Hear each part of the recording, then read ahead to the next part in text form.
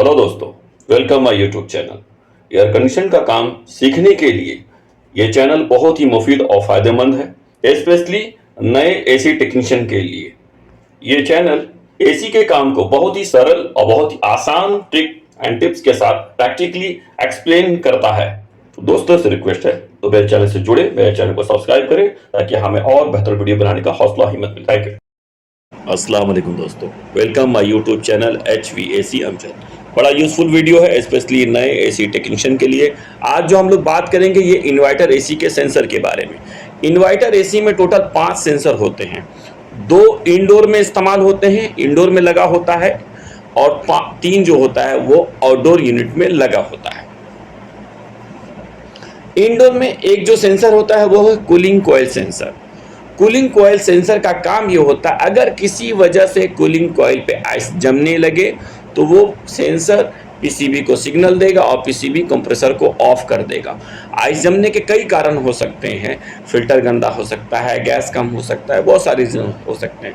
तो उसका जो काम है कूलिंग कॉइल सेंसर का, किसी वजह से अगर कूलिंग कॉइल पे आइस जमने लगे तो वो पीसीबी को सिग्नल देगा और पीसीबी कंप्रेसर को ऑफ कर देगा।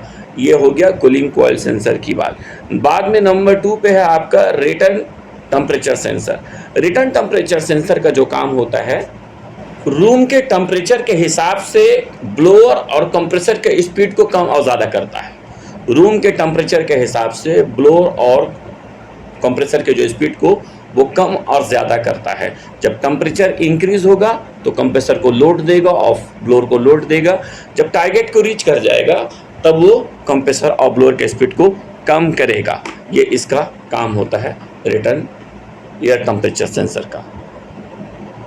तीसरा है discharge temperature sensor. Discharge pipe में टेम्परेचर सेंसर लगा होता है, लोगों ने देखा हो जो लोग काम करते हैं। तो ये टेम्परेचर सेंसर का काम ये होता है, किसी वजह से आपका डिस्चार्ज पाइप का टेम्परेचर बढ़ जाए, और जब बढ़ जाएगा तो सेम वो सेंसर वो क्या करेगा, पीसीबी को सिग्नल देगा और पीसीबी बाद में कंप्रेसर को सेफ्टी पर्पस पे ऑफ कर देगा। तो टेम्परेचर बढ़ने के कई कारण हो सकते हैं कि आपका कंडेंसर फैन मोटर ख़राब हो गया है, या फैन ब्लेड टूट गया है, फैन सही से नहीं चल रहा है, लूज कनेक्शन वगैरह, कुछ भी बहुत सारी चीज़ें हो सकती है। यानी किसी भी वजह से पाइप का टेम्परेचर बढ़ गया, डिस्चार्ज पाइप का टेम्परेचर, गैस किसी ने बाई मिस्टेक से ओवरचार्ज कर दिया है, सिस्टम में एयर चला गया है, उसकी वजह से प्रेशर आप नॉर्मल हो रहा है, टेम्परेचर अगर उसका पाइप का डिस्चार्ज पाइप का प्रेशर बढ़ जाएगा तो ये sensor discharge pipe temperature sensor वो सिग्नल देगा पीसीबी को और कंप्रेसर को वो ऑफ कर देगा। तो ये काम होता है डिस्चार्ज पाइप टेम्परेचर सेंसर का।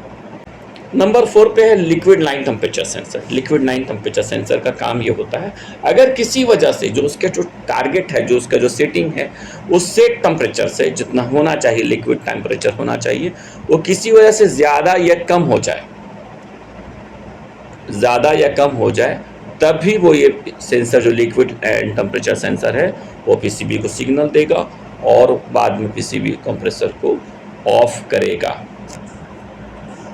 लिक्विड लाइन का टेम्परेचर एबनॉर्मल होने के कई रीज़न हो सकते हैं। तो इससे प्रॉब्लम क्या होगा, यूनिट पे अगर कंडेंसेशन ठीक से नहीं होगा तो गैस जितने मात्रा में, जितने परसेंट में सबकूल होना चाहिए उतना परसेंट में सबकूल नहीं होगा, तो जिससे वो बाद में सेंसर वो सेंस करेगा और बाद में वो पीसीबी को सिग्नल देगा और बाद में पीसीबी कंप्रेसर को ऑफ करेगा। नंबर 5 पे है ambient temperature sensor. Ambient temperature sensor, अगर एम्बिएंट टेम्परेचर कुछ ज़्यादा ही बढ़ जाता है, लेकिन टेम्परेचर सेंसर का एक रेंज होता है, उस रेंज में अगर वो रहेगा, थोड़ा बहुत अगर बढ़ता है टेम्परेचर, तो वो फैन के स्पीड को, आउटडोर फैन के स्पीड को इंक्रीज़ करता है, बढ़ाता है, जितना उसकी एक हद है। ऐसा नहीं कि हद से ज़्यादा नहीं, जितना हद है, मान लियो नॉर्मल स्पीड में चल रहा है वो, तो कुछ स्पीड वो बढ़ाएगा एम्बिएंट टेम्परेचर बढ़ने पे, जो कंडेंसर फैन है। लेकिन कुछ हद से ज़्यादा ही एम्बिएंट टेम्परेचर अगर बढ़ जाता है तो फिर वो पीसीबी को सिग्नल देगा, बाद में कंप्रेसर को ऑफ करेगा।